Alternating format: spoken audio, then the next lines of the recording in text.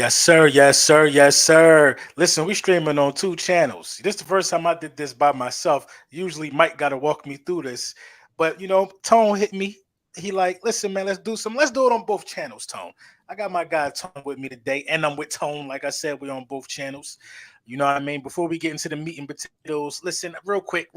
I ain't gonna drag it out too long, but y'all know who this video coming to y'all by. Big Manscape in the building. Use code Brunson, say 20% off, get the free shipping. You know the free shipping I fought for that for y'all. My guy Tone, man, what's up, man? How you been? You know what, man? I'm blessed, bro. I'm doing good. I can't complain. Family good. I'm living good. I'm healthy. Yeah. Family doing all right. Had a little scare earlier on, but family doing good for the most part. And bro, man, I'm just looking forward to this conversation. Looking forward to more life, bro. How everything with you? How the family? Everybody doing good, man, on my end. We're just taking it one day at a time, like all you really can do for real, for real. Facts. And keep and letting our hobbies keep us busy. So, what happened Facts. in this draft, man? I didn't Uh, really get your take on this draft. What do you think? What do you think about the draft in its totality? well, if I'm being frank with you,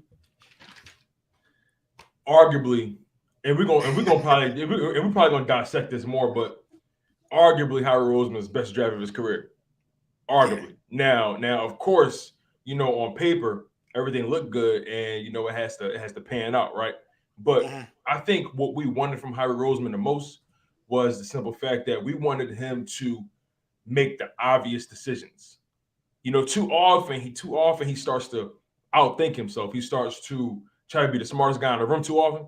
And I felt like in this draft, and just like last year's draft, he just went with the obvious choices. He went with the best guys available. You know what I mean? Hmm. And you can always make an argument for best available because it depends on your needs and so on and so forth. But you could really make an argument that Howard Roseman really has been killing these past two drafts. And of course, you can give him credit for the Dallas Goedert Josh Sweat draft over Jordan Mailata. That's a pretty big draft class too. But so far, man, he 2 for 2 the past 2 years, and I got to give him credit where credit is due. You think about Jordan Davis, the tank in the middle of the field, AJ Brown, that trade. We're gonna talk about that more. Yeah. Cam Jurgens, your future center, N'Kobe Dean, the steal of the draft. I don't care who nobody got. That was the steal of We're the gonna have to talk draft, about. We're gonna have to talk about bro, that too later. bro.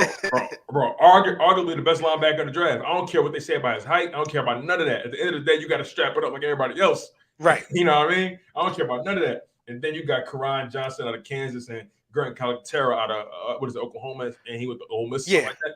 Yeah. Yeah. Yep. Yep. Um, but man, like honestly, I was truly over the moon with this draft because it's funny. I was covering the draft in real time. I was Hmm. I was I was doing some stuff for J Media. I work for them, and man, like we had a live draft show in AC at Oceans Casino, and I'm sitting there watching guys like Gary Cobb, Mike Quick, Derek Gunn, Rob Bellis, Legends. Joyner, Legends. legends. I'm around legends, bro. Watching them break down the game. I'm Hmm. sitting, I'm sitting behind a computer producing and all that, like doing my thing.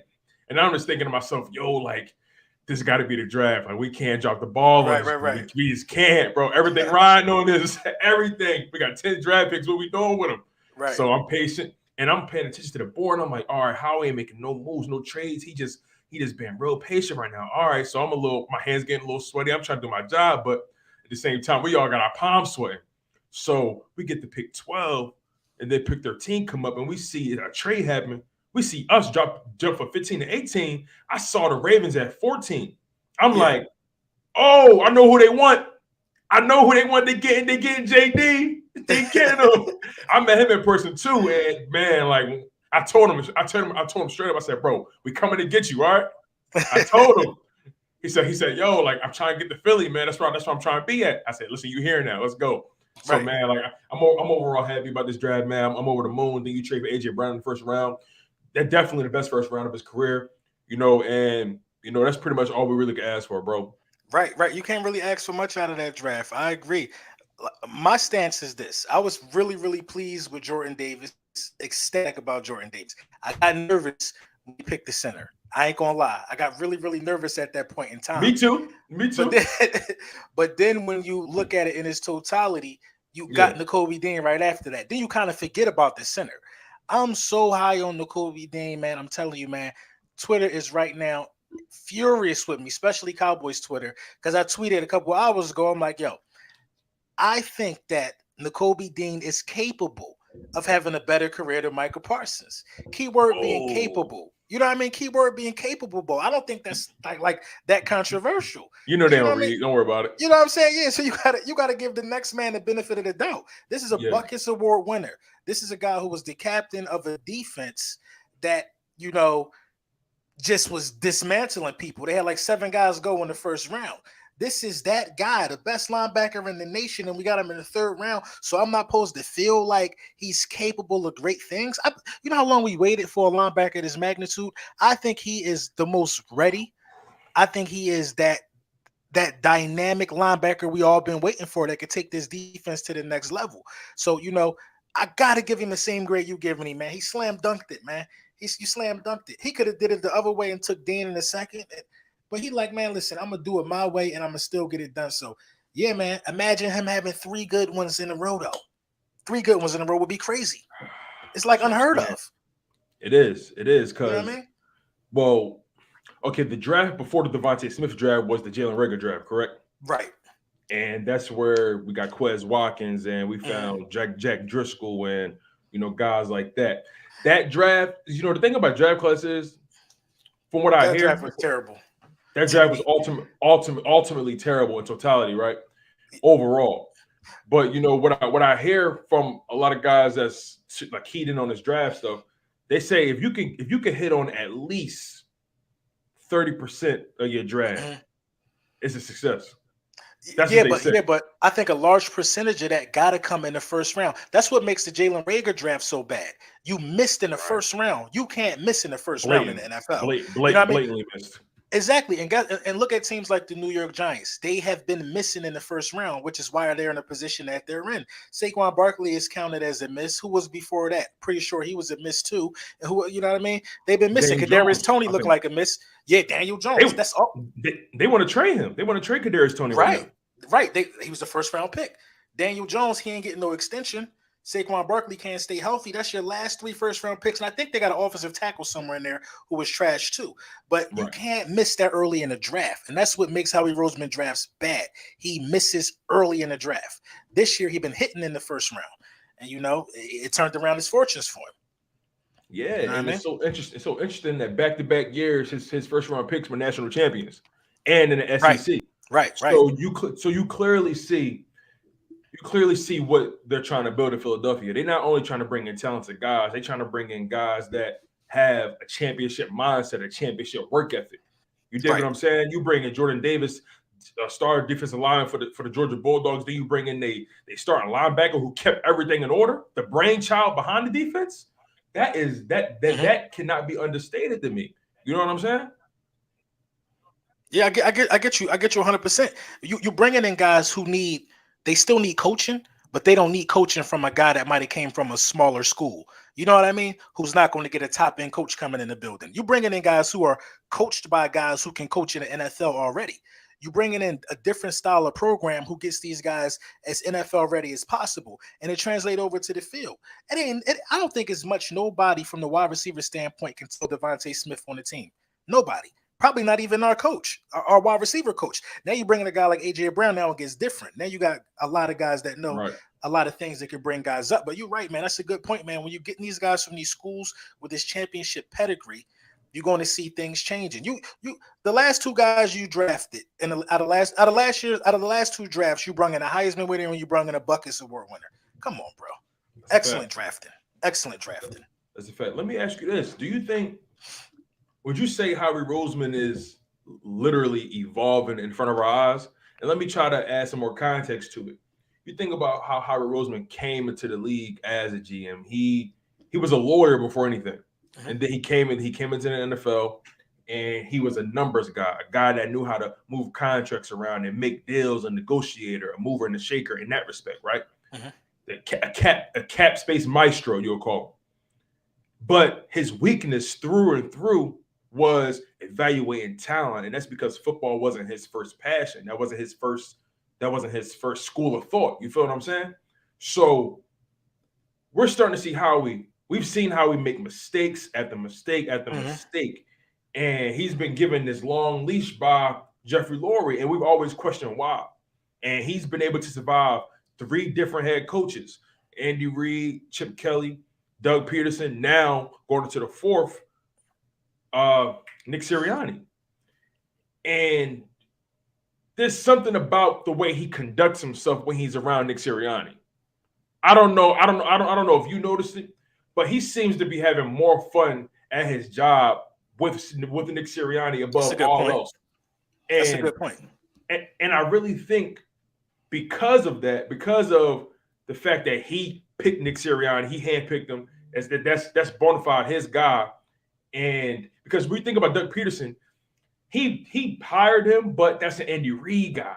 Yeah. You get what I'm saying? Nick That's what you're Sirianni saying, is yeah. somebody that he had to go out on a limb on. He had to make a decision on. And by being around Nick Sirianni, it seems like it kind of rejuvenated him and created this new love of the game. And I feel like he started to trust Nick. He started to trust the things Nick is telling him as far as the game. And, if I'm being honest, Howie is starting to develop as an evaluator. Now, granted, the picks he's been making is kind of like no-brainers. But at the same time, you still got to make the decision. We see him pass on Justin Jefferson for Jalen Reagor. Yeah. So anything is possible with that man. But I feel like we got to start giving him credit where credit is due. As a GM, he's starting to evolve in front of our very eyes. Potentially, if he can continue on his trend into a top 5 GM. What's your thoughts on that? Howie Roseman is a top 5 GM. Already? Okay. Yeah, I thought Howie Roseman was a top 5 GM last year. Anytime you can get from under that contract that Carson Wentz had and get a first round pick out of the deal, Great you know what I mean? Because he didn't make it to the playoffs. You are just a master fleecer. How many times has Howie Roseman in front of our eyes fleeced organization after organization, whether it be out of picks, whether it be out of money? Howie Roseman is the master of making deals. That's number one. Then you compile last year's draft. Howie Roseman went in there and found replacements all over the place. You got Kelsey on a 1-year deal. You got Fletcher Cox on a 1-year deal. And guess what? You got both of their replacements, you know what I mean, out of last year's draft. So you might not even see them anymore. He was able to offload Zach Ertz. I've seen Howie Roseman create cap space out of thin air. Out of thin air. The dude is a capologist. So, I think he put together a Super Bowl team. We don't even talk about that enough.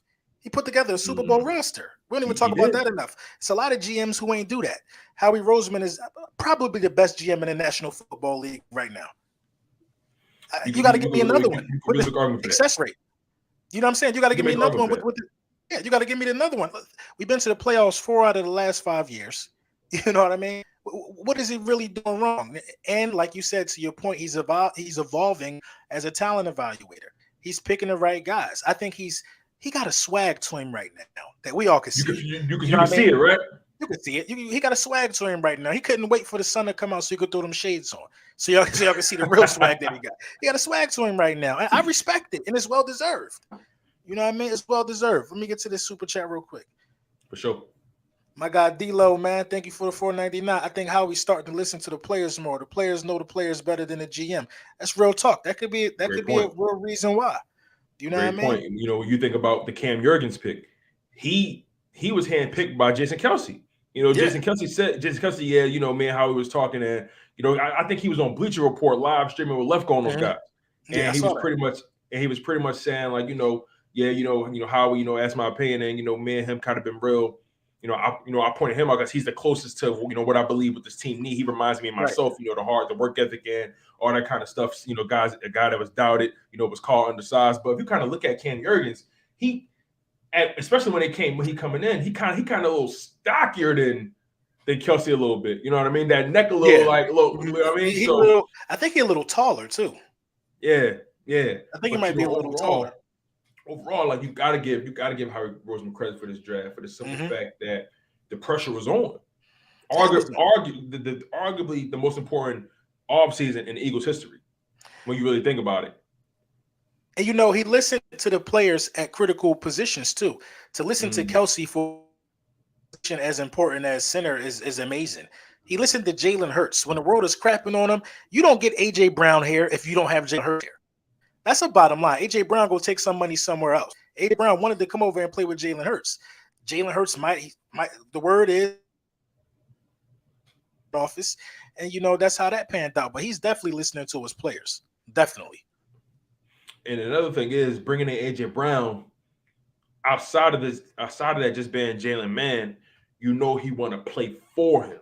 He Right. want to make sure Jalen get his bag. So he gonna play with a certain level of care, a certain level of attention to his routes, Mhm. because he want to make his man look as good as possible. Right.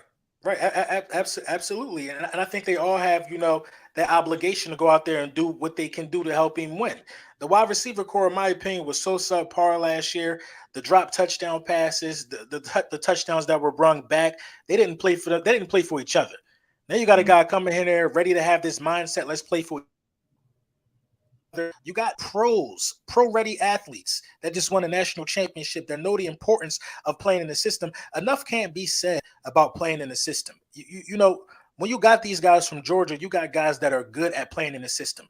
You could pull up guys with better stats than the Kobe Dean all you want. But the guys got 6 wins on the season, stuff like that. They're not playing in no system. They're just the best player out of a bunch of people running around confused. When you can get a guy like Kobe Dean to play in a system with a guy like Jordan Davis, with a guy like George Pickens, with a guy like, what's the guy's sign? Lewis Sign, the safety they got. Lewis Right. Senior, something like that. Senior, something like that. Yeah. Yeah. Devonta Wyatt. When you can get all of those first round picks to play in a system, you got guys that's ready to perform at the next level, because that's what won in the playoffs, playing in the system. Exactly. I Sticking don't to even the know what the script. question was. I just was going No, because I'm no, so no, passionate no. about the season. No, bro. Like I'm with you now. You all good because at the end of the day, right? A lot is riding on this draft class to succeed. How we wrote, Facts. and you know what? And you know what's so interesting?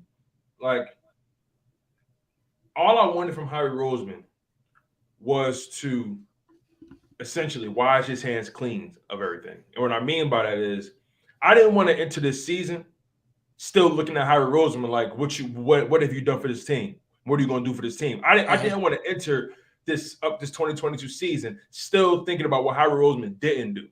Now we can enter this season and completely dismiss Harry Roseman and say, you know what? Okay, now everyone has what they need to succeed.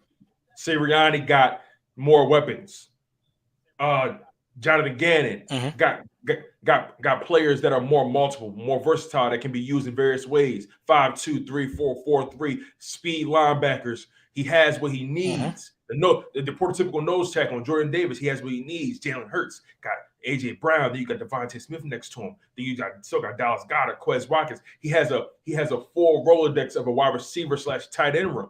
Guys that Mm-hmm. really bring something different to the table. AJ Brown, your physical big body wide receiver that has a catch radius like Stretch Armstrong. Then you Right. got Devonta Smith, who is your route running technician, who can catch all the tough catches on the sideline and has speed to get away and break away. Then you got Quez Watkins, your burner, who can take the top off a defense, your utility guy. Zach Pascal, another utility guy, a guy that can use in various ways in the running game, blocking. Maybe you throw him quick passes in the red zone, whatever it may be. Like, this team is deep now. This team has talent now, and everybody has what they need to succeed. Who do you say? Because we talked about this, off air, right? It's three guys that got pressure on them right now to succeed. Mm-hmm. That's Sirianni, Jonathan Gannon, and Jalen Hurts. Who do you think has the most pressure on them to succeed? Jonathan Gannon. I think it's Jonathan Gannon out of those three. Jonathan Gannon was absolutely abysmal last season. Jonathan Gannon didn't blitz. Jonathan Gannon gave up 8 yards completion, 8 yards of cushion to wide receivers in man-to-man situations and in zone situations. Jonathan Gannon let some of the best passers in this game, Patrick Mahomes, Tom Brady, Derek Carr is a pretty decent passer. Dak Prescott ain't that bad of a passer. Justin Herbert, he let some pretty good passers get 8 yards of cushion, like that was going to help us win the game. This defense now has enough talent to create havoc. We only play one elite quarterback this season. That's Aaron Rodgers.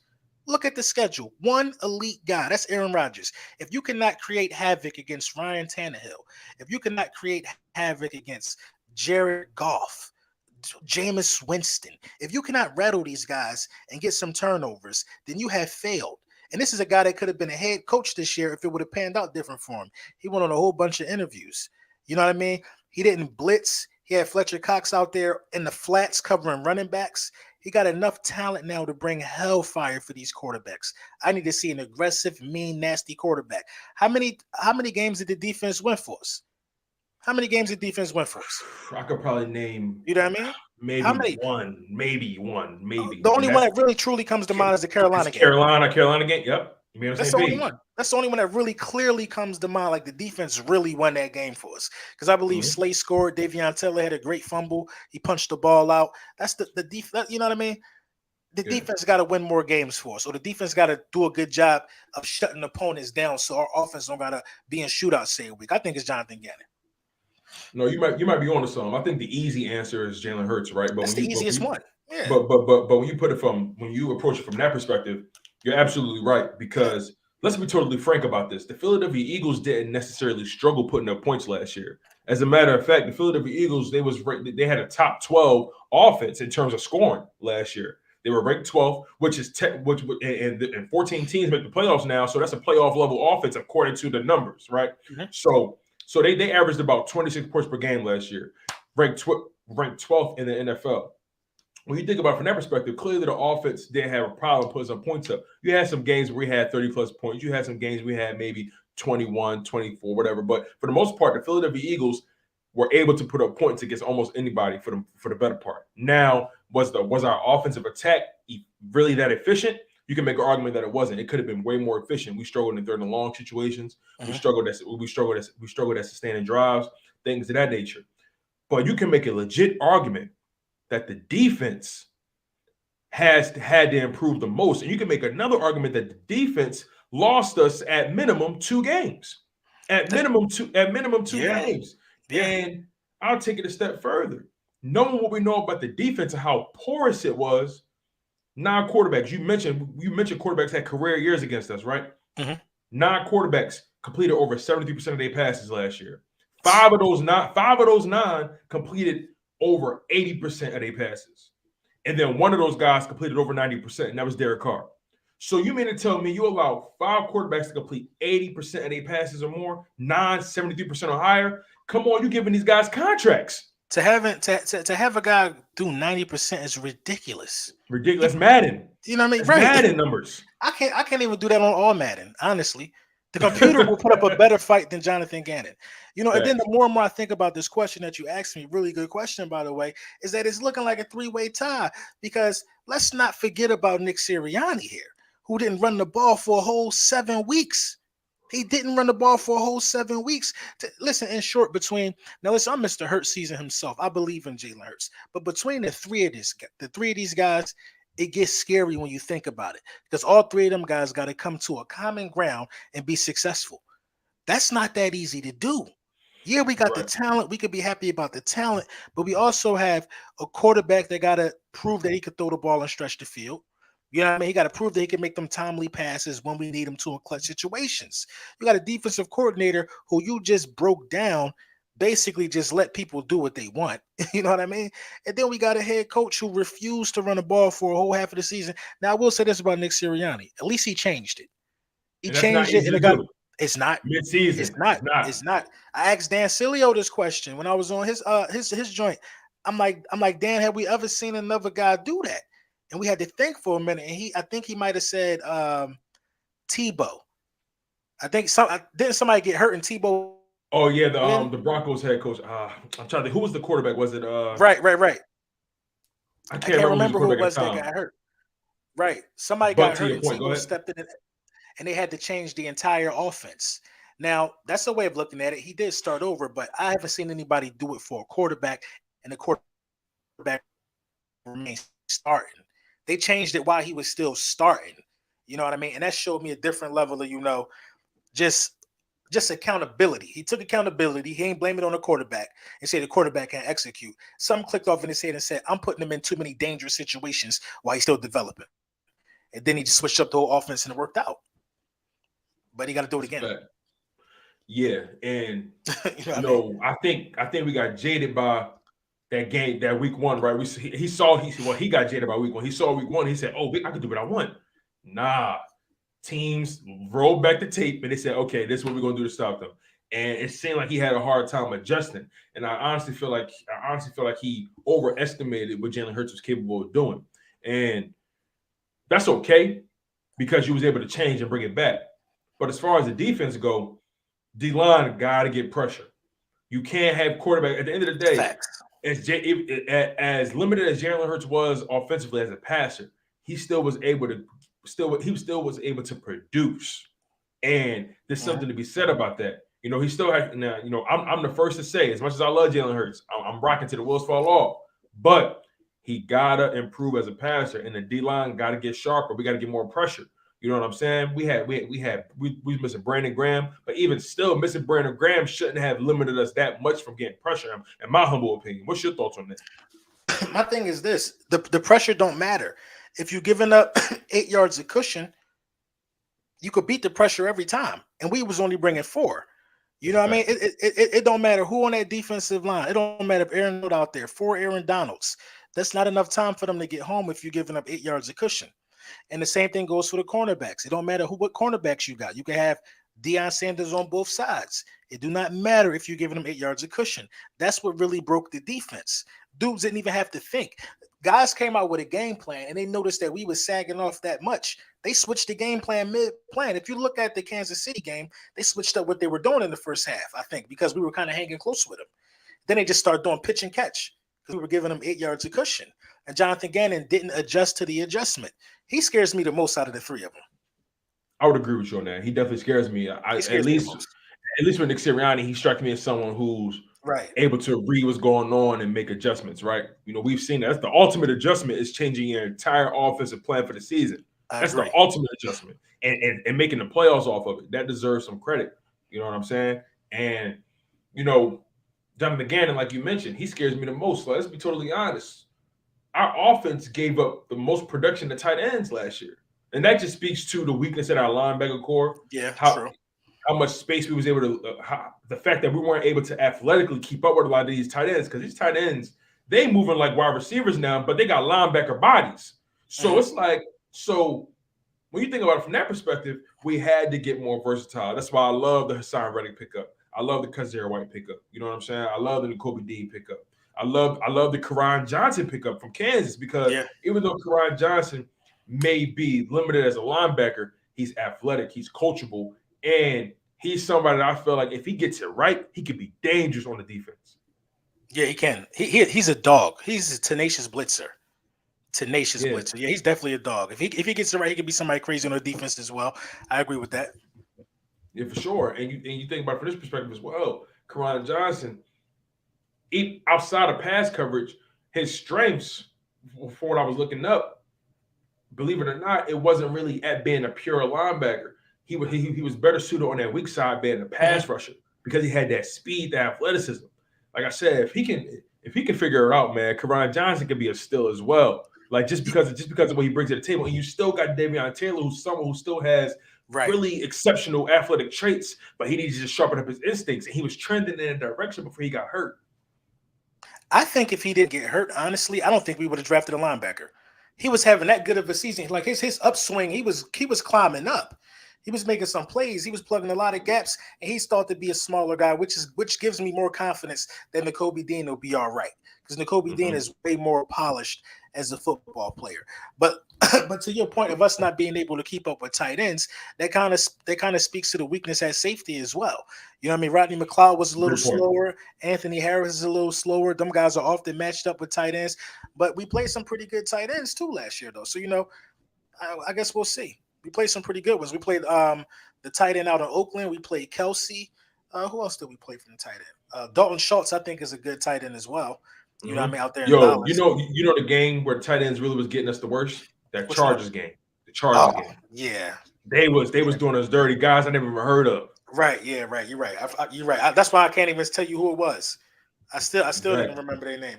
You know what I mean? But the offense, though, man, what's your expectations of this passing game in Jalen Hurts with the new acquisition? You know what I mean? AJ Brown, of course. And, Zach Pascal, he counts as well.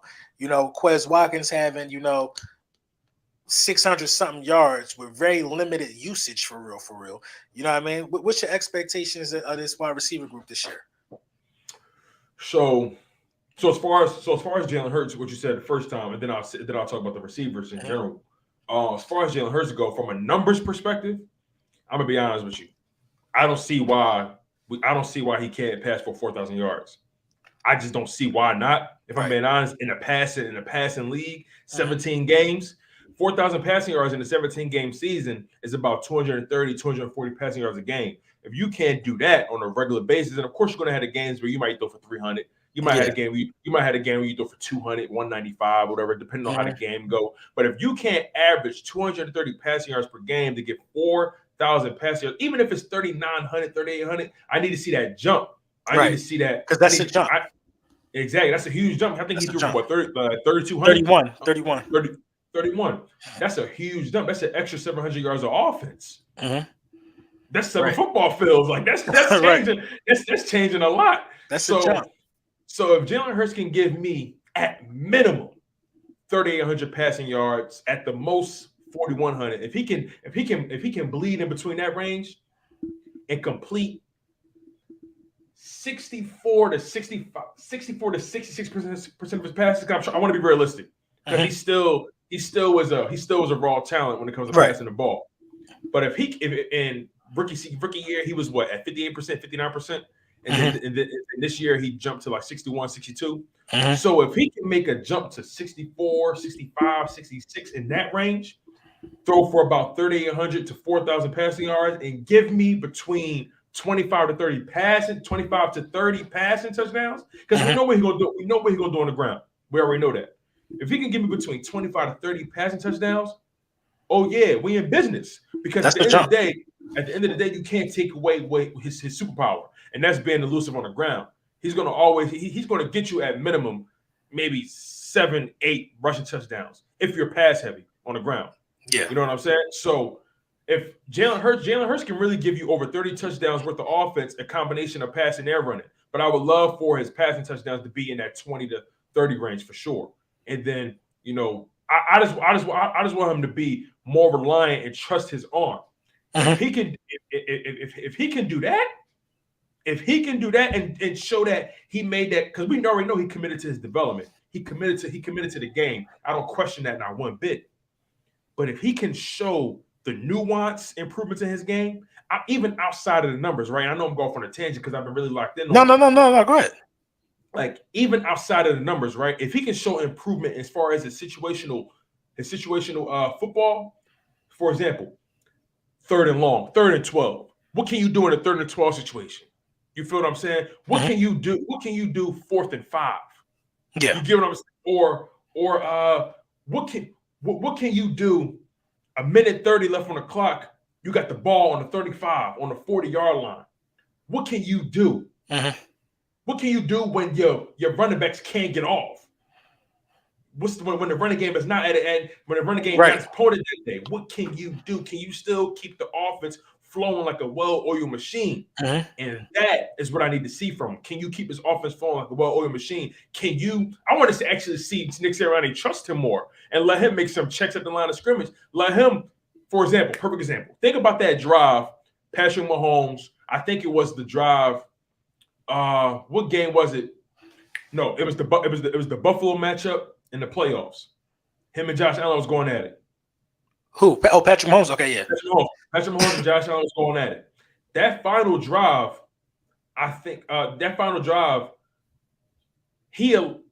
Andy Reid let Mahomes cook. He was just letting him cook. You could just tell. He didn't look to the sideline at one time. He was just letting him cook. And you saw Mahomes doing Mahomes things. If I want to see Nick Sirianni let him cook a little more. And at that point, I think he's gonna get his opportunity, man. I like his swag though, man. He's coming out in these press conferences. He's saying, "This is my team." You know what I mean? I like his swag. That means a lot. That means a lot. He's letting it be known that he is the guy that's running the ship with all of these stars. And he making it known that he aware that he on the clock. Right. He's making it known like, this is my team. It's kind of like now or never for me here in Philadelphia. You know what I mean? And that just might be what it is, because we do have 2 first-round picks this coming season. But you got to think, man, 3,800 yards, the leap that you're talking about, that's what Kyler Murray doing. Kyler Murray never threw for 4,000 passing yards. I think my ceiling for passing yards this season for Jalen Hurts is, I think Jalen Hurts can walk away with having the most passing yards in franchise history. at this season right here, he could walk away with that. What is it, 4,000 something set by Carson Wentz? It's not much. It's like 4,096, something like Right, that's that. what I'm saying. Nothing It's crazy. not 4,100. I think that that's realistic. If you think he can get 4,000, and that would be so ironic with how lustrous our history is. You know what I mean? And everybody's saying that this dude can't throw, but he is going to lead us, the franchise, in passing yards for a season. I think he's going to do that this upcoming season. I think that he's going to trust his guys more. I think they're going to play for each other, man. And I think that's going to make a huge difference. And I think we're going to see Miles Sanders go off a little bit too, and that's going to ease a lot of pressure on the passing game as well. Because when Miles Sanders now has AJ Brown out there blocking, you know what I mean? I expect Arthega-Whiteside to be on the field blocking more too. So I expect the Zach offense to Pascal be as well. Another guy right, that's very good at blocking. right, Very good. right, right, Like right. this offense, the way Howie, that's what I'm saying. You got to give Howie Roseman credit. He built this team.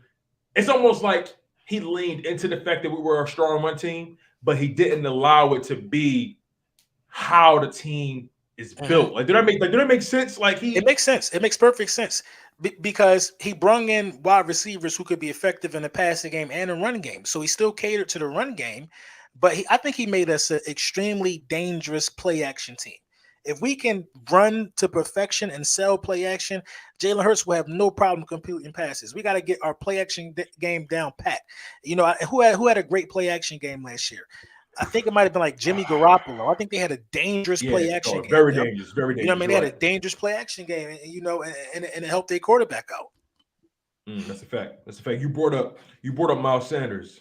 You know, Miles Sanders is in a very interesting situation. He in a tough spot, if we're being honest. Because if you ask me, well, my question to you is, will the Eagles resign him, right? But before you answer, I want to lead it up with this. He's in a very strange situation because if he does too well, they're not gonna pay him. Mhm. If he doesn't do well enough, they're not gonna resign him. So what's your thoughts on Miles Sanders' current contract situation? Uh, Miles Sanders hasn't, really established himself as just like a running back that we can't lose. You know what I mean? He hasn't established himself like that. I don't know if it's the injuries or what, but contract situation wise, I expect Miles Sanders to, you know, I'm s- I expect them to bring him back. But it's not going to be for a crazy amount of money like a top end guy. I expect them to use his shortcomings against him and say, listen, we'll give you a long term deal, but we got to give you a deal for the number that which you performing at. We can't give you, they can't even give him top end money. At They all? can't. He hasn't performed like that. You know what I mean? So it's like I think he's going to get a team friendly deal with the Eagles to come back. Probably like a 2 year deal, and then after 1 year, if he go off, he'll renegotiate and then he'll hit the market that way. But I don't see them franchise tagging him. I think he's No, at gonna just have to all. take a 2 year deal. Because arguably, when you think about it, man, you can make a case for Boston Scott being the best running back on the roster. You can make a case for Kenneth Gainwell. They both had 5 touchdowns. Miles Sanders didn't score last year. You know what I mean? Miles Sanders didn't score last year. Yes, that I'm upset about that because the one thing we keep saying about Miles Sanders is he got the breakaway speed. Miles Sanders got that pop in the open field. Well, he ain't popped not one time in the open field and take nothing to the house last year. So if Right. Miles Sanders don't have that pop, what it how does he benefit us? He didn't do nothing in the red zone. He didn't do nothing in any part of the field. He had some good bursts for some runs. He led the team in rushing from a running back's perspective. You know what I mean? He had the most rushing yards from a running back. I think Jalen Hurts had more rushing yards than him. Did he? Yeah, yeah. Yeah, you know what I mean. Jalen Hurts, Jalen led the team in rushing. He led the team in rushing, which is I don't want that to ever be the case ever again. If I'm being right? honest. But Miles Sanders had his opportunities. I will say this: Nick Sirianni again didn't run the ball a whole first half. But Miles Sanders having 700 rushing yards just off of basically one half of running, and he was injured. Miles Sanders would have easily had 1,000 yards behind this line.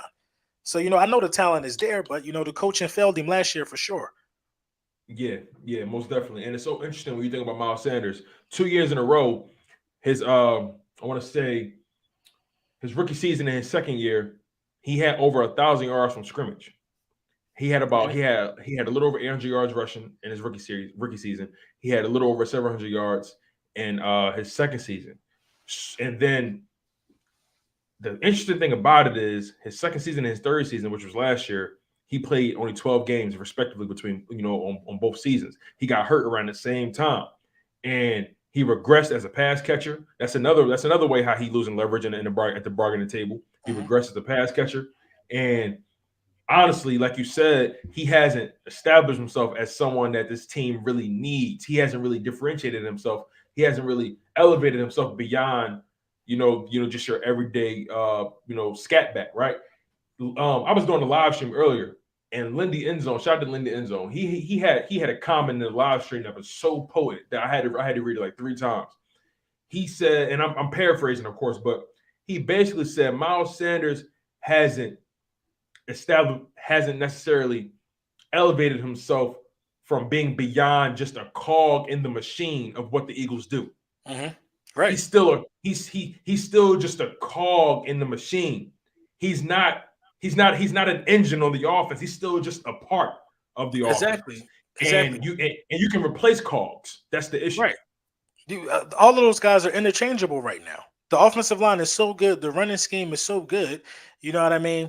The work we put in just one half of the season, we could have set historical rushing records if we would have had that attack the whole way through and mixed in a little more, sensible passing.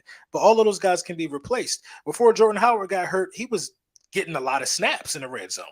Jordan Howard was dragging people all over the place. You could put Elijah Holyfield right there. You could put anybody in that running scheme with 3 dynamic rotational backs, and you're going to have success. Mailata, the offensive line, I think the offensive line the best in the league. You know what I mean? No bias aside, I just think the offensive line the best in the league. I got a strong case for that. I don't think it's outlandish to say. Jordan Mailata is huge. Landon Dickerson is huge. You know what I mean? I got to talk about Kelsey. It don't matter who you put at right guard because Lane on the other side. Lane. Greatest offensive line in the league. I feel like people forget about Lane. I really feel like that. Yeah, of course they do. But, it is what it is. Anybody can run behind that. That's the point I'm making.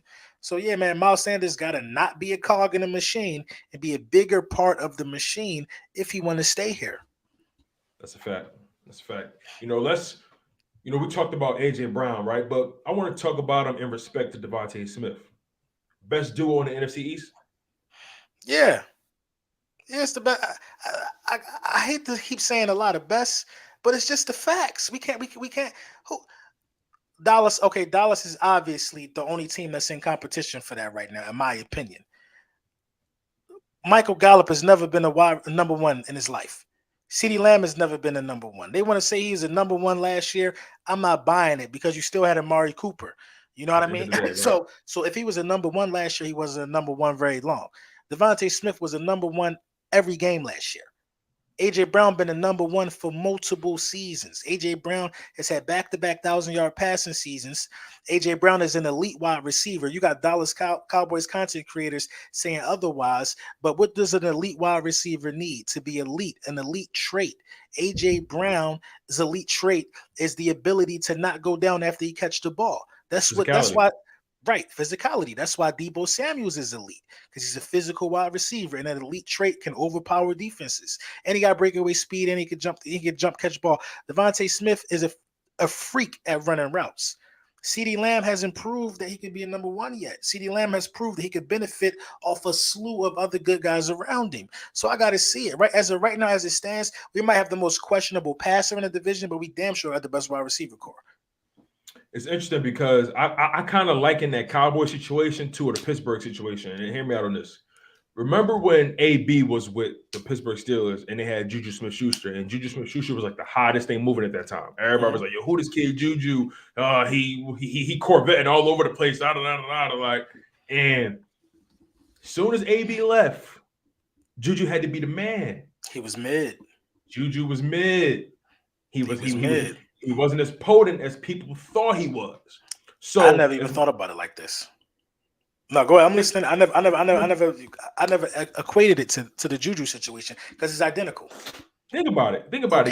You for two seasons, right? Because for 2 seasons you were able to play next to Amari Cooper, easily the best wide receiver, best wide receiver on your team.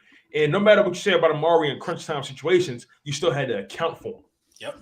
That's the bottom line. Amari Cooper did some defenses last year and the year before. Let's not be facetious about it. It is what it is.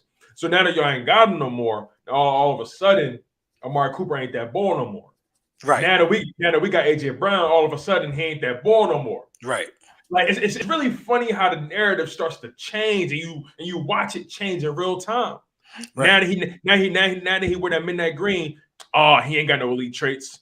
When y'all know damn well if he was on the market, y'all had the opportunity, go get that boy AJ Brown. It's Go get him. it's reports that they were trying to pursue him because they knew they was going to lose Amari Cooper. See, this is the thing. CeeDee Lamb now has to show it now. Now defenses are going to zone in on you. You're a part of the game plan we have to take out. See, CeeDee Lamb was a cog in the machine. He got a lot of stats, but he was a cog in the machine. They had a great tight end, they had great wide receivers. He was a cog in the machine. But the other teams in the division, they just don't compare. They don't compare at all. Now, Terry McLaurin, I think Terry McLaurin has elite traits as well. I think Terry McLaurin is a dog, but there's no dominant number 2 over there. The Giants? I mean, what do they even have going on over there? Their best wide receiver might be Sterling Shepard, but he injury prone. Can't stay healthy. But didn't they just get somebody a bag? Oh, Kenny Galladay. He didn't do nothing last year. Right. You know what I mean? They gave 2 guys a bag last year. James Bradbury and Kenny Galladay, and couldn't do nothing with those guys. Man, I think we got it by far. We got 2 guys under 24. You know what I mean? Both of our guys are younger. Both of our guys are hungrier. Both of our guys got the most to prove, and both of our guys want to be great. I think it's us. Yeah, and think about this too. CD Lamb really gonna have to prove it because Michael Gallup not coming back week 1. He might not be back until maybe like week 4, week 5 because of that. Mm-hmm. What he tore his ACL, something like that. Or I think it was an ACL. He ain't gonna be back as soon as they think. So CD gonna have to carry it, and then they lose. Then they lose one of their tight ends, something like that. They lost Cedric Wilson. They lost Cedric Wilson. Dak used to like that dude. He loves Cedric. Dak used to like that dude. You know what I mean? They lost Cedric Wilson. So, but Dak Prescott is good enough. If those guys can be competent that they're replacing them with, he good enough. They good enough to still have a competent passing game. But I don't think they got the best duo. Nah. Yeah. I definitely think Dak Prescott is competent for sure. Top 10, I don't know. Top 11, top 12, yeah. But NFC East. I know I asked you, do we got the best duo in the NFC East? Let's go to the defense side of the ball. Best D-line? Best D-line in the East. The D-line, you did add Jordan Davis. You are getting Graham back. You added Hassan Reddick. Let's be honest. He rushing off the edge. They're never going to drop him back in coverage. He gonna be a go get him. That's your job. He had 23.5 sacks the last 3 years. Yeah, we got the best D-line in the division.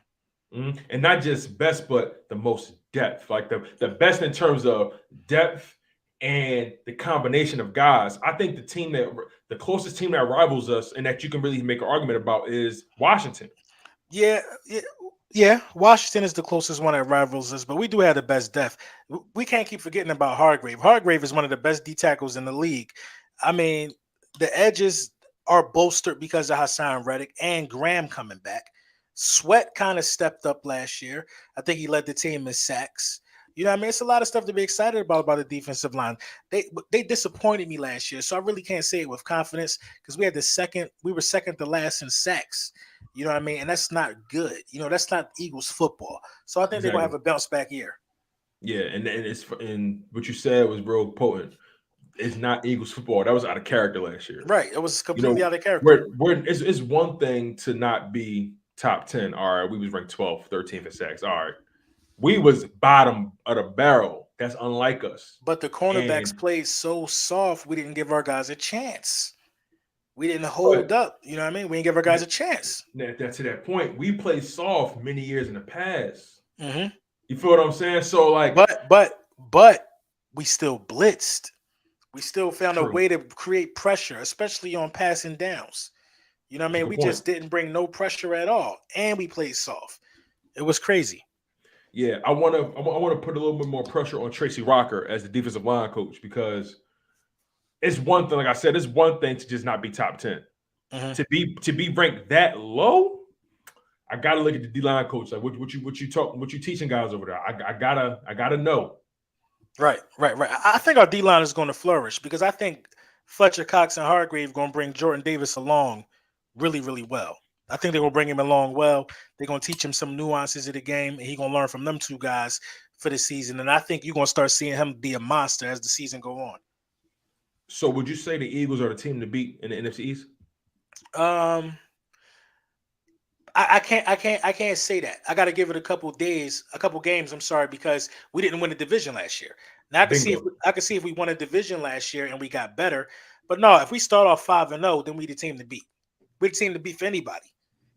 You know what I mean? So I got to see some games, some wins, some a string of wins. No, that's a good point. That's a very good point. The fact that we didn't win the division Right. means that you're technically not a team to beat. The Cowboys are still the team to beat because they still have the division crown. Yet they slightly regressed. We improved dramatically. So it's going to be a much more competitive matchup between Eagles and Cowboys. I agree. It's solely riding on Jalen Hurts and whether or not he can take that next step. I want to ask you. I want to key in. We talked about cornerbacks, right? We talked about the DBs, cornerback, safety, all that kind of stuff. I got to tell you, man, I know a lot of people want us to go after James Bradbury or bring in like a vet, especially at the cornerback position to play Mhm. beside Darius Slay. But you can't be elite at every position. And what I That's and true. I said that to say competition right now at that CB2 spot is at an all-time high. You got Zach McPherson, Tim McGowan, Kerry Vincent Jr., Craig James, Matt McCain. Then you bring in Mario Goodrich. You bring in Mhm. Josh Jobe. Josh Blackwell? From And, Alabama. yeah, like you. I can't think of the schools, but I Yeah. think Mario Goodrich from Clemson. He from But Clemson. Yeah. my point is, you got about 8 to 9 cornerbacks who are competing to start beside Darius Slay and Devontae Maddox. I kind of like that model because the cream naturally has to rise to the top, and iron sharp as iron. What do you think about that? I think it's going to be crazy competitive. I have no idea who's going to win that. I have no idea. It could very well be one of them undrafted free agents.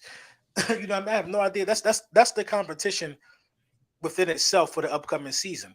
Because I believe that if you can get a serviceable guy over there, which is why I really wish we'd have just brought back Steven Nelson. I really wish we would have just brought him back. But if you can get a serviceable guy over there and a guy who's not going to just let wide receivers listen, this is important. This is guy's going to be targeted. He's going to have a target on his back. You know Early. what I mean? So I spend the money for Bradbury if we being honest, because you can't target Bradbury and Slay. You just gonna have to pick your poison.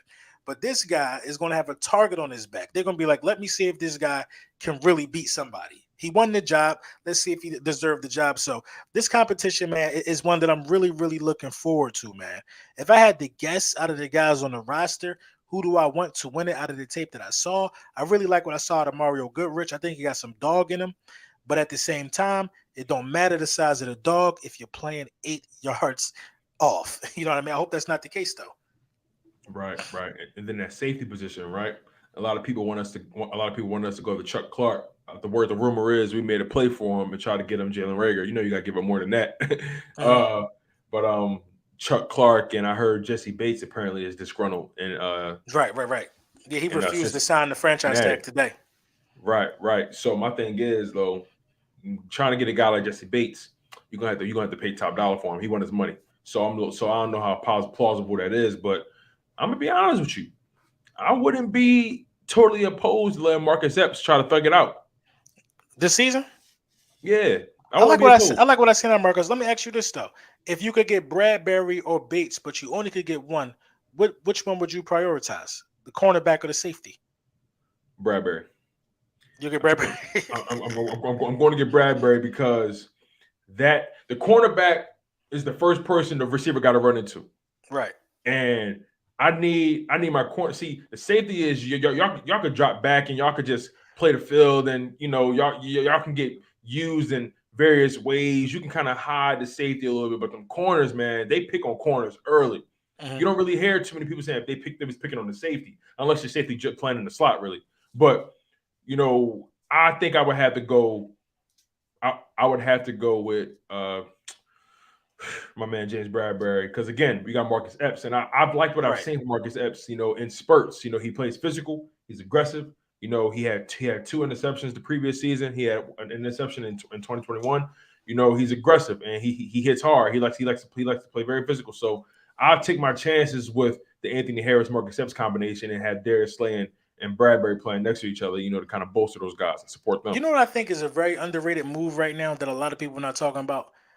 I really was thinking about Landon Collins. Now I know Landon Collins can't cover, I was but talking about him earlier on. but from right, but from a blitzing standpoint, he would really help out what we just built in terms of pressure getting to the quarterback. Because Landon Collins could play in that box in them run situations, and he's kind of durable. You know what I mean? I would definitely look at Landon Collins, and then I would just thug it out, man. I He's look at still a free Landon. agent, right? Yeah, he's still a free agent. He's still a Wow. free agent. I would definitely look at Landon Collins, man, because that's like a hybrid linebacker safety right there. I would definitely look at him, but it is what it is. For sure. For sure. Now, besides, who would you say needs to make the biggest improvement? We talked about Jonathan Gannon, right?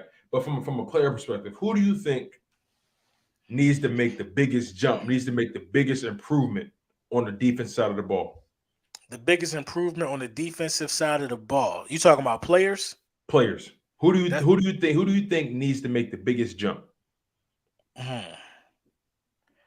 that's a good one. I would say Kayvon Wallace though. Because Interesting. Kayvon Wallace is a guy that's looking like he might not make the roster or something like that. You know what I mean? I haven't seen any improvement out of Kayvon Wallace. I'm thinking I might have seen a couple cool tweets, a couple cool messages. You know what I mean? Something like that. I ain't seen no improvement out of him. You know what I mean? Kayvon Wallace should be starting for this organization. You know what I mean? On a rookie deal with multiple times improvement. This is a guy who we was calling him Baby Weapon X. We played ourselves. Played ourselves to the You know what I mean? We fullest. played ourselves. I need to see improvement out of him. You know what's so funny? I'm actually going to go with a starter, and this is somebody that I just have high expectations for, Josh Sweat. And I know Josh Sweat has incrementally been improving every single season. Mm-hmm. And let's be totally honest, his first couple seasons, he wasn't used fully in his fullest capacity because they was trying to nurse that, and they was trying to monitor that knee injury that he suffered from in high school, and it's kind of been what they call a degenerative Yeah. knee condition, whatever. But for me, it's Josh Sweat, and I think about the contract. He got big money, and the contract is clearly team friendly. Mm-hmm. Harry Roseman got ahead of it. That's fine, but I firmly believe the way the defense is constructed now, with a guy like Jordan Davis, you got Fletcher Cox, Javon Hargrave, you got Hassan Reddick now. I really don't see why Josh Sweat can't be a 10 sack guy. He has the talent to me. Like I watched Josh Sweat. We all watch Josh Sweat, and he rushes violently. Yeah, he's And violent. it seems like he always this close to getting home. Every single game, it seems like he always like he this close. And I just feel like if they had another threat opposite of him that you got to worry about, Hassan Reddick, that'll take his game to another level. Just being around guys like that. Aaron Donald is who he is, but let's not sleep on the guys he got around that make his job that much easier. That's true. But Josh Sweat, man, I feel like he has the talent to be a double-digit sack guy perennially. He has it to me. I would love to see that jump from him because I think this past season he had 7 sacks, 6.5 sacks, something like I that. think 7.5. And yeah, then the year prior he had like 5.5, and then so on and so forth. So he has incrementally been getting home more and more and more. But I think this year he can do it. This is my humble opinion. What's your thoughts on that? I think he could do it. I think he definitely could have 10 sacks. You got a lot of guys coming back too that's going to be able to help him out as well. You got the more pressure you get up in the middle, that's your best chance. You know what I mean? Because once that middle collapses, a guy like him could come off the edge and do what he do. But he's shown strength to be able to bull rush. He's really good. He's really underrated too, though. But I definitely think he could be a 10 sack guy because he should get more playing time than Derek Barnett, and he should probably get more playing time than Brandon Graham, if we being all the way real. Because Brandon Graham, he still got an injury he's nursing as well. Even though his happened in the beginning of last season, he's probably 100% healthy. But he's still gonna have to get in game shape, I believe. You know what I mean? But Brandon Graham's a veteran; he might be ready to go day one. Josh Sweat, to me, I think his biggest competition gonna be Derek Barnett. I think Derek Barnett just had a bad year. I think he just had a bad year. Derek Barnett ain't as trash as he played last year. I'm just chalk that up to a bad year. Derek Barnett could get home just as well as Josh Sweat can, and you brought back Derek Barnett. I'm anxious to see, who wins that side because I don't think they beat out Brandon Graham, but I think they have a real nasty fight, and I think Derek Barnett might make the team. Now it's interesting because I was just about to ask you who's your starting front four. Because we're gonna be playing a variation of 4-3s, 3-4s. You're gonna see Right. 5-2 sets, but your base formation, who's your starting front four? I'm gonna go with Josh Sweat. I'm going with Josh Sweat, Hargrave, Fletch, and Graham. I'm gonna start off with them, but then Jordan Davis is going to get it's going to be more of a rotation. They just going to start. You know what I mean? They might not even finish the whole series before you don't see Jordan Davis. You know what I mean? So it's not like Jordan Davis ain't going to play a whole quarter or nothing like that. No, Jordan Davis is going to be in on that first series, but these are the guys I'm going to start it with. They're going to set the tone. They're going to set the tone. Right now, in a 3-4 set, I'm expecting to see Hassan Reddick on that edge. Standing. He's a stand-up rusher. That's his specialty. So you're gonna see him flying off the edge. You're gonna find it's gonna be hard to miss him. Yeah. I like Hassan Reddick in the 3-4 set as well. But do you bring another linebacker off the other side of him, or do you keep in? We don't have another linebacker with that skill set. So I think Sweat would have to be the other guy on the other end. But see, this is the thing about the 3-4 and the 4-3 to me. The 3-4, where you have the three down linemen, I think it gives you the best chance of creating turnovers. You know what I mean? Because you get to have them 4 linebackers. So you get to have Kazir White and Nakobe Dean on the field at the same time. You know what I mean? With a Hassan Reddick blazing off the edge, but then now TJ Reddick is going to be in his linebacker's position. They usually be. You're going to have some competent linebackers out there at the same time. What if Davion Taylor is healthy? That's a lot of guys that can fly around the field and make tackles and create interceptions and create pressure and things of that nature. So I like the 3-4 from that aspect. I'm in love with the 4-3 as well because the 4-3 gives you an opportunity to have 2 mountains of men in the middle. You could come out there with Fletcher Cox and Jordan Davis in the 4-3 on that line and create havoc right up the middle. And you can still have Dean. So it's like either way you want to do it, I think Jonathan Gannon should be able to dial up a hell of a good schemes, man, with the talent that he got. Now, there's no excuse for this guy. I'm going to be honest with you, bro. The 5-2, because we did a lot of 5-2 last year. Right. The 5-2 going to be scary. It is going to be scary. You got Javon Hargrave, Jordan Davis in the middle as your nose tackle. Fletcher Cox, and on the edge, you might got Josh Sweat and Hassan Reddick. And then as your linebackers back there, you might have Nakobe Dean and Kazir White. Let's be totally honest, man. This linebacker room got faster, more athletic, more dynamic. You don't know, you really don't know where the threat is. And let's not forget this, Nakobe Dean. He was a pretty violent pass rusher in Georgia. That young man know how to get skinny. Right. He know how to get skinny. He know how to get tall. I seen him jump up and bat passes down in front of quarterbacks' faces. I seen Nakobe Dean countless times. Nakobe Dean is the smartest linebacker I seen in the draft. I got to be honest, man. Darius Leonard is pretty intelligent. I'm trying to think. I'm making sure I don't miss nobody. It might be since Luke Kuechly, man. When you look at the tape, the IQ is alarming. I have tape of Nakobe Dean. I might put it out tonight. I got tape of Nakobe Dean trailing a guard that's pulling. Like he don't even look at the misdirection. He look at who's pulling for the lead to be the lead blocker. I'm gonna follow who's pulling, and that's gonna lead me to the play. That's next level IQ at the linebacker position. I just didn't see. I don't see a lot of that on tape, man. Or you gotta post that. You gotta post that. I don't see. I actually put it on Twitter not too long ago, but I'm gonna put it on YouTube as well.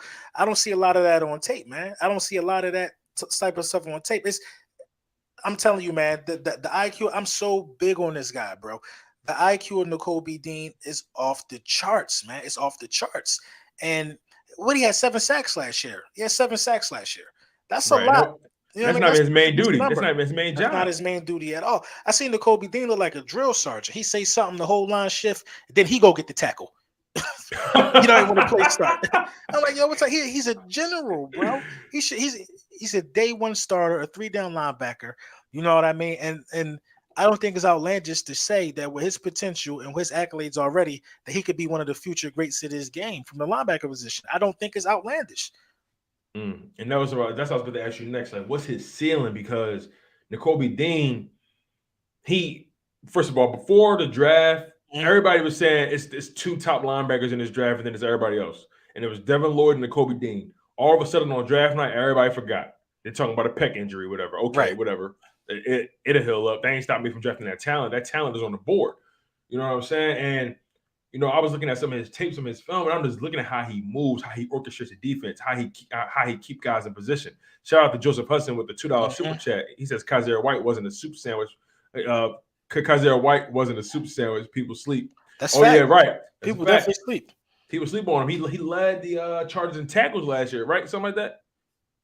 He had like 140, 130 tackles. Yeah. Something like that. But like Nakobe Dean, his instincts is immeasurable. Like his feel for the game. The dude, the young boy was in college for biomedical engineering or something like that. Like young boy smart. You know what I'm saying? And what I love about this draft class more, like I ain't gonna lie, I love our rookies, bro. I love our rookies, man. I've been watching their press conferences. I've just been seeing how they conduct themselves, how they answer questions. You know what I'm saying? How they respond to the Philly media. We don't pull punches, right? And I'm just seeing how they respond to body language and, how they talk about themselves, how they talk about their game, man. These guys are so self-aware. Like these guys are so introspective to their games. They know who they are. They know what they're not. They know what they need to improve on. You know what I'm saying? They true professionals. The way they answer questions. These young guys, like I hate calling somebody well spoken because I kind of feel like that's like a backhand compliment. But these guys just conduct themselves like pros to me. And on top of that, all these guys arguably have chips on their shoulder. Let's go down the list. Jordan Davis, they've been telling him all offseason he can't pass rush. He limited. You only can have him on first and second down. Okay, we're gonna find out. Right. Then you think about Cam Jurgens. Who is this guy? You draft this guy to replace Jason Kelce. Who is he? Okay, time to prove it.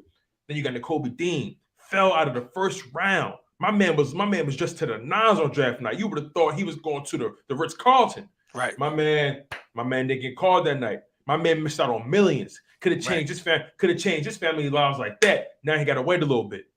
You get what I'm saying? So Nakobe Dean, and then you think about Karan Johnson, somebody that was overlooked, somebody that wasn't really seen as being an NFL caliber player, didn't even get an invite to the combine, but showed out on his pro day, ran a 4.4. You know what I'm saying? For at the linebacker position. Then Grant Calcaterra dealt with mad concussions in college. Was told he could never play the game again. These guys got chips on their shoulders. These guys got motivation. These guys got something to play for. And that's the Philly mentality. And I just love this draft class so much, bro. I do too, man. I agree, man. This draft class is full of guys that got something to prove. You know what I mean? We got some hungry young kids. And it's just, the way Howie Roseman did this by getting these guys that go to the school who already got media training, who already got certain things down pat, he set us up for long-term success. You know what I mean? And that's what you need to be able to get to the next level. There's so many underrated moves that was made this offseason. Like Kaiser White, nobody really talking about that. People are so in love with the draft, they don't even talk about Hassan Reddick. That was a massive pickup. That was a massive pickup for the Philadelphia Eagles, man. A massive pickup. We got 423 people in the chat right now. Shout out to y'all real quick. I know we've been talking, man. We really ain't get to none of y'all, man. Shout out to y'all. Yeah, y'all. The energy just been electric, man. Right. I ain't missed nothing. I did not miss nothing. But let's talk about the question you just asked though. Dean's ceiling. To me, I really can't say what his ceiling is because I got to gauge it off for the first year. Like right now, Micah Parsons, I could gauge his ceiling. Micah Parsons' ceiling to me is like what's my man that used to play for the Raiders? Khalil Mack. Khalil Mack, yeah. That right now, that's what his ceiling is. That's a hell of a ceiling. That's a good ceiling. That's a great ceiling. That's a good ceiling. People thought I was tripping when I said Chase Young's ceiling was Ryan Kerrigan. He lead that organization in sacks. He had 100 sacks. How's that a bad? I don't know why people act like that was. It's because he was wearing Eagles green now. I'm telling you. But probably. Ryan Kerrigan leads the organization in sacks. Chase Young, he need to pray for a career like that. That's what I keep trying to tell people. 100 sacks, that's not easy to come by. And I think Parsons' ceiling is, Khalil Mack. That's a hell of a that's a hell of a ceiling. I'm hoping that, see, my thing with Kobe Dean is this. I'm hoping he gets the proper time to be on the field to display his talents, and I hope he get the proper control over the defense to show the type of leader that he is. You know what I mean? You got to go out there and earn that C on your jersey. I understand that. You know what I mean? But they got to give it over to the kid, man. That's a good point. That's a good point. I feel like what this Eagles team's been lacking really has been that orchestrated on defense. We had Malcolm Jenkins who always made sure people was in place, but he was that safety that kind of played in the box a lot. When's the last time the Philadelphia Eagles had a linebacker that was running the show? Like, I'm gonna be honest with you, like Nakobe Dean, man. Ultimately, we all making assumptions, and we got to see it play out on the field. But man, if he can have a Bobby Wagner-esque career, because Bobby Wagner wasn't really the biggest. You know what I'm saying? He wasn't really the tallest. If he can have a Bobby Wagner-esque career, man. That's Bobby Wagner is a Hall of Famer. Luke Easily. Kuechly, right? Luke Kuechly is a Hall of Famer. I think the IQ on his kid, he's going to get stronger. You know what I mean? He's still young. He's going to get stronger. He probably lifting weights right now. They probably bulking him up right now as we speak. You know what I mean? He's going to get stronger, but we got to keep in mind, we're not talking about the IQ enough, man. I'm telling you, man. The film that I got, the breakdowns that I did on some of the key plays that he made over his career, it's just mind blowing to me, man. The way he's just that smart, bro. He's just too smart. He's too smart to not be what I think he could be. Facts. And again, y'all, make sure y'all smashing that like button on both channels. We are live on not only Laura Brunson's channel, we are live on my channel as well, Chalk It Up Sports, where no matter if we win or if we lose, we just got to charge it to the game. Make sure you guys smashing that like button. Make sure you guys comment in the live chat, keeping it spicy, and make sure you guys also subscribe, man. Really appreciate all the love and support. I'm trying to get like my man LB, man. I need y'all help to put my man put me in position like my guy, my man signing deals, man. Bro, it's covered, bro. It's covered, bro. It's covered, bro. Dropping mixtapes like my man on a whole other island right now. He in an island of his own, like. Call it LB Island. You feel me? So I'm trying to catch up with my man. So make sure y'all smash that like button. Yeah, definitely, man. And everybody that's here on my channel, make sure you sub up to my guy Tone, man. Real good content. You know what I'm saying? Been doing this thing, keeping his head down, staying true to the game. And, that's how you acquire. That's how you get your name out here, man. You're doing it the right way. So make sure you sub up with him, man. What time is it, man? For sure. It's 9:14. I just had a couple more for you. Oh, no, come on. Yeah. Oh, you good? Yeah, let's go. All right, so yeah, like I know we talked about. All right, I asked you who on the defense side of the ball needs to make the biggest jump. You said Kevon Wallace. Besides Jalen Hurts, who needs to make the biggest improvement or the biggest jump on offense to you? Jalen Reagor, man. But will he get the opportunity? Will he really get a legit opportunity to do so? I don't think so at this point. I think so. I think it's a little. Go ahead. I think he won't get as much opportunity as he got last year. But I think he's going to get enough to show us that he's still at least a competent football player. Think about it like this. We know Arcega-Whiteside is not a good wide receiver. We know this, right? We know this. But he's still useful at least. We can slide him over the tight end and see what we can get from him out of there before we give up on our second-round pick. What else can Jalen Reagor do? We tried to put him back there to field punts. He's horrible at that. He's horrible at he can't do nothing but come out there with a good physique and look like he could do something. And the sad part is you got to give Nick Sirianni some credit, man. He tried to put that man in different situations. He tried punt return. He tried kick return. He tried jet sweeps. He tried bubble screens, smoke screens. He tried doing every. He even tried to put him in a game-winning situation and say, you know what? At some point, the talent got to take over, right? No, it didn't. And we clearly reached for him in the draft. I think Jalen Reagor, if he can't thrive in this situation, because let's be honest, Harry Rosen gonna find a way to get him on that field because he a first round pick. And that's why he got all them chances, I think. Yeah, and when you think about it like that, if he can't thrive with all the attention being on AJ Brown, Devonta Smith, Dallas Goedert, if he can't thrive in that, then he gotta. We gotta cut ties, man. Where you got him? Where you got him at on your depth chart? We got him as a 4 or a 5. You got him as the 4th guy or the 5th guy. All right, so AJ Brown the 1, Devonta Smith the 2, and honestly, like the way his career trended, if you ask me, he could be a 1A 1B type situation. But AJ Brown 1, Devonta Smith 2, got Quez at 3, I got Zach Pascal at 4, and then I feel like, listen, he got to see Greg Ward for that 5 spot. he got to see my man Greg Ward for that 5 spot. Bro, I forgot about Greg Ward, bro.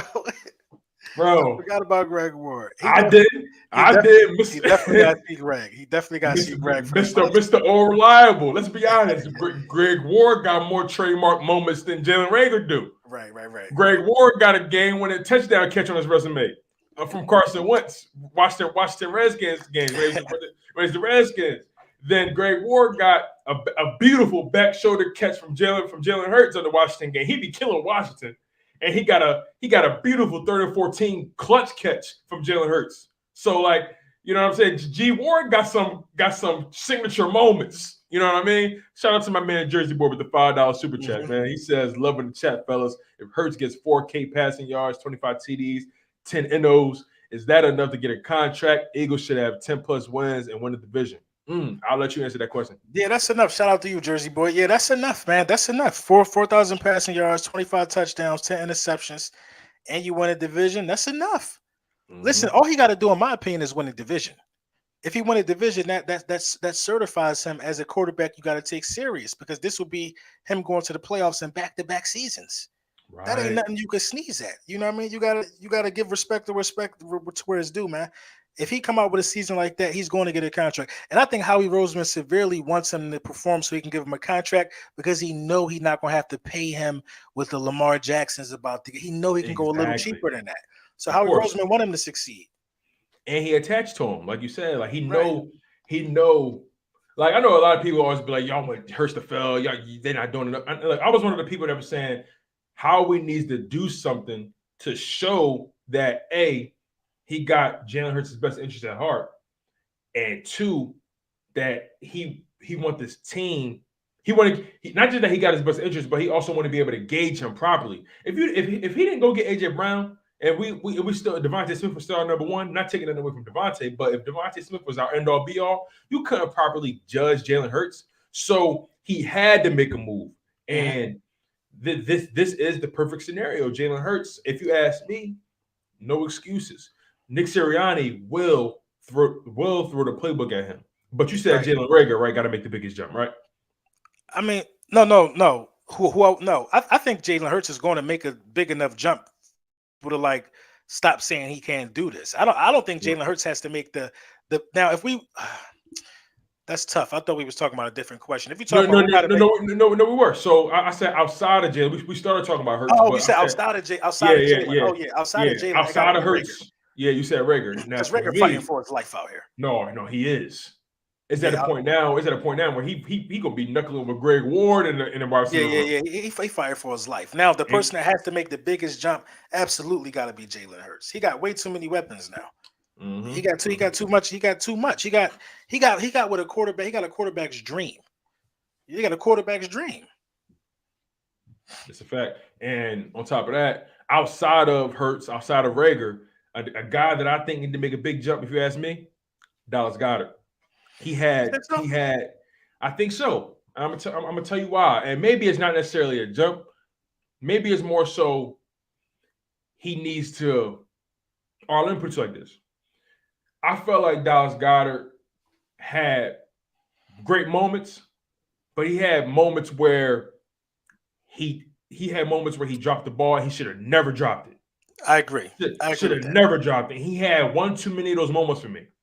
So if anything, I need him to sharpen up here, get the awareness down pat, stick to your fundamentals, secure the catch, and then make your move. Because one of them drops was in the playoff game, right? And it killed the whole momentum of the drive. Killed the whole drive. And it was still a close game at that point. It was like he was wide open. He had some grass in front of him too. If he caught that, with his speed, athleticism, he probably could have got to the red zone easily. He could have been a touchdown. That was like a 40-yard gain. He just didn't, he didn't catch the ball. He dropped a couple touchdown passes as well, I think. So you're not in the wrong for saying him. You know what I mean? But for me, outside of Hurts, I gotta go to Rager and I gotta go to Miles Sanders. I got I Miles feel that. Sanders would be my guy that you got in Dallas Goddard's position. Oh no, Okay, you didn't have Rager. You had Goddard right after Hurts. right.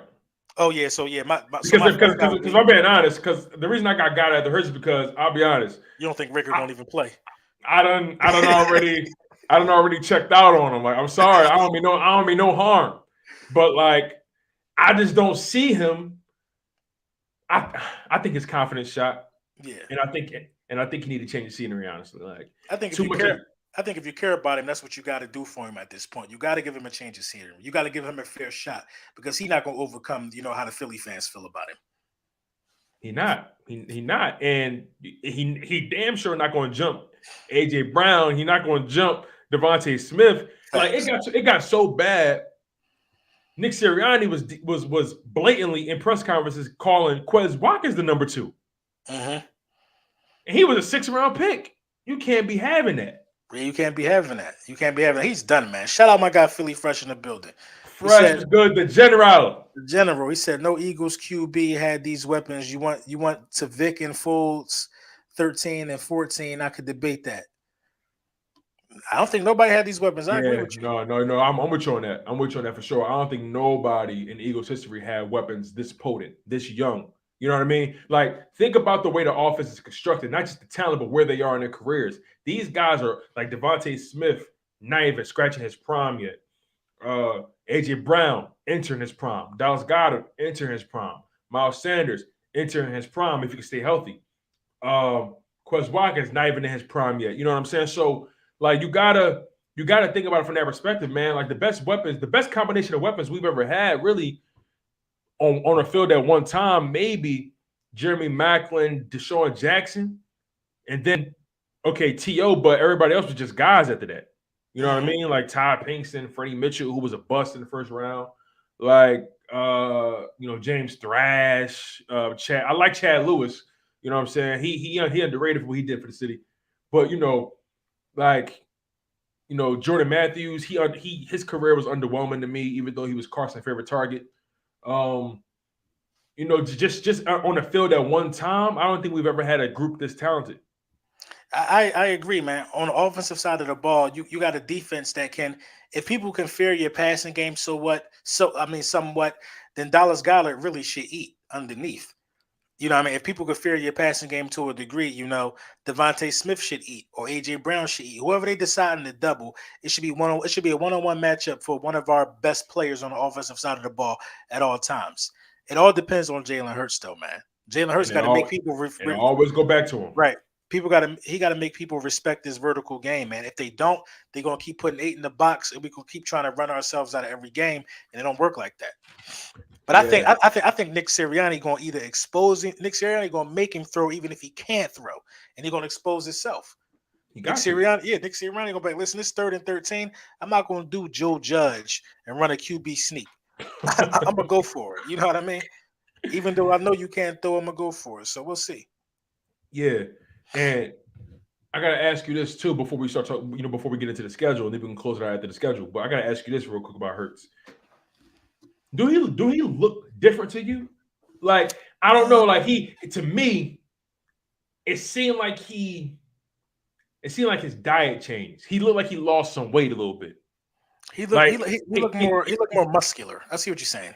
like he looked more lean. Like Yeah. he I could see it in his face. He just seemed more like I don't know, like football age you or something. I don't know what it is, but my man just looked like a veteran. He looked like he ready to go. Yeah, no, I get it. You're absolutely right. I think he did mention some things about taking care of his body in different ways. He looked like he got that look, man. It all happens to us when we get like around like 26, like when he got grown man strength now.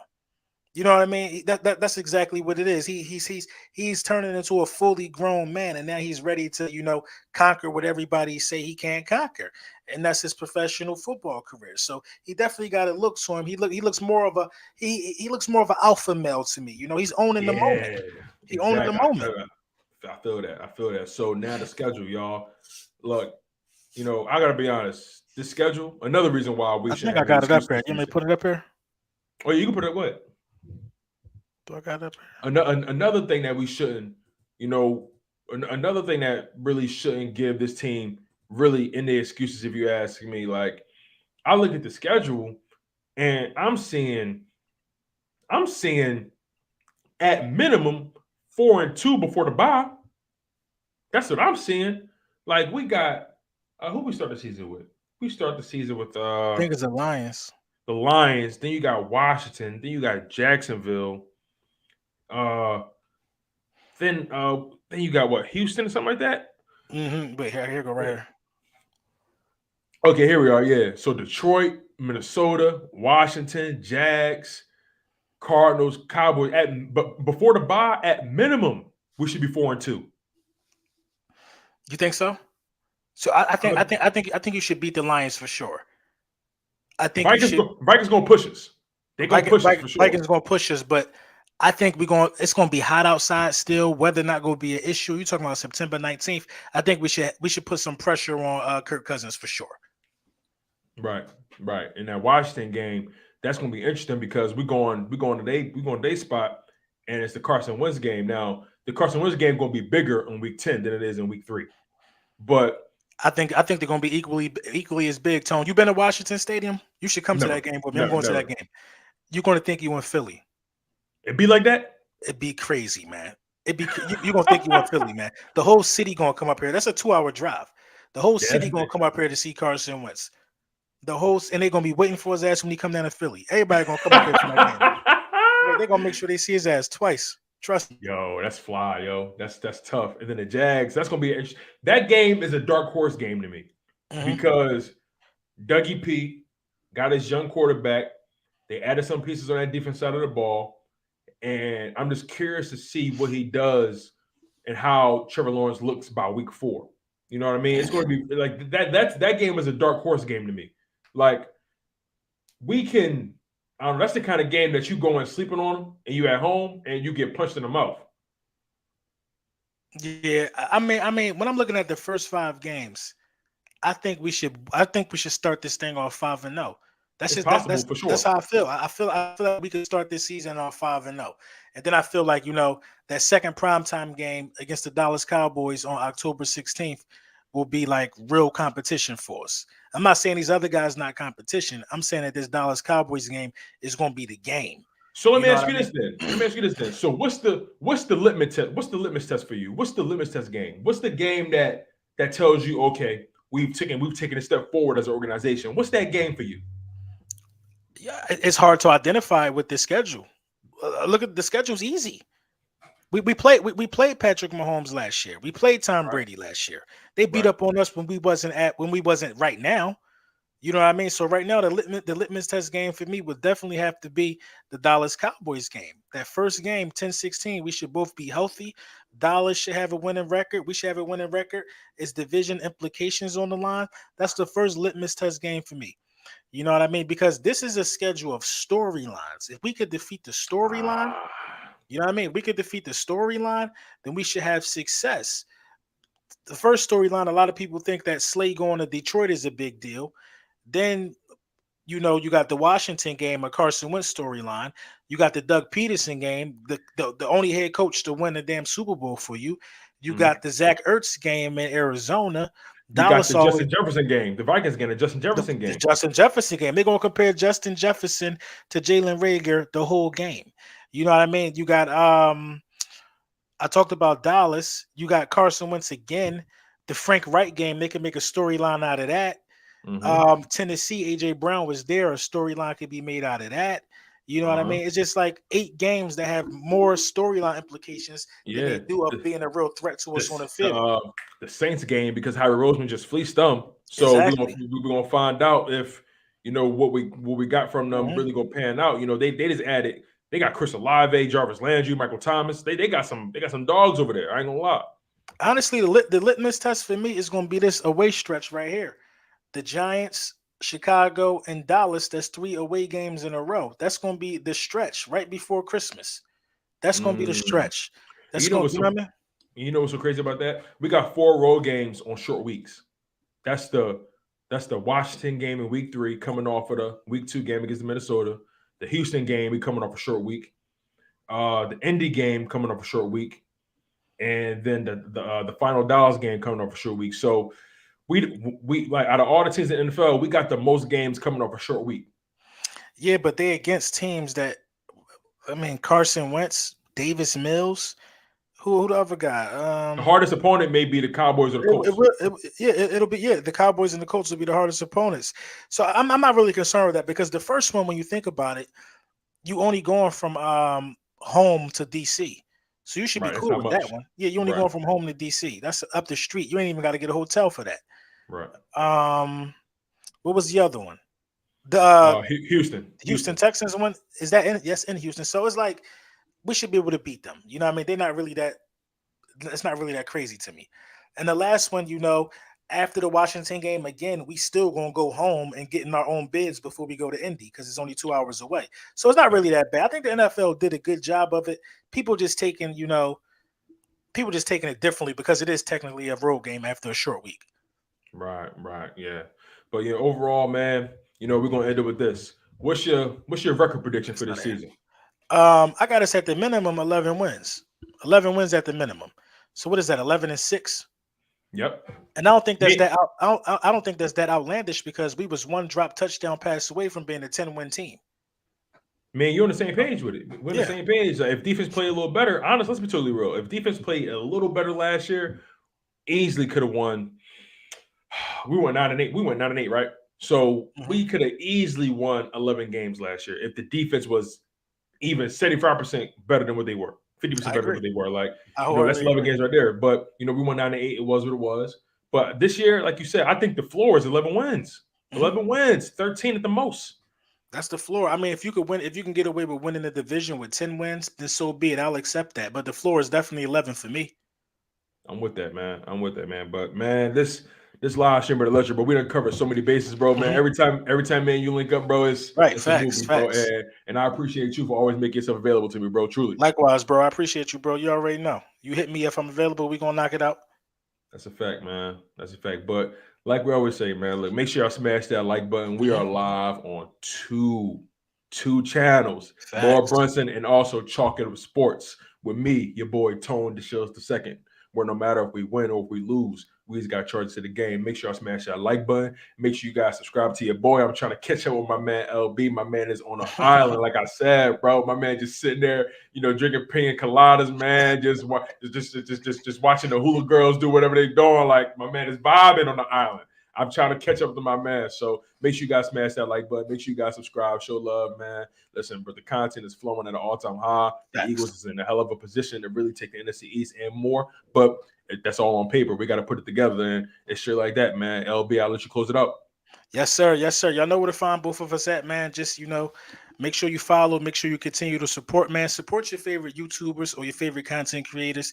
That really helps the algorithm go up for everybody that you like watching.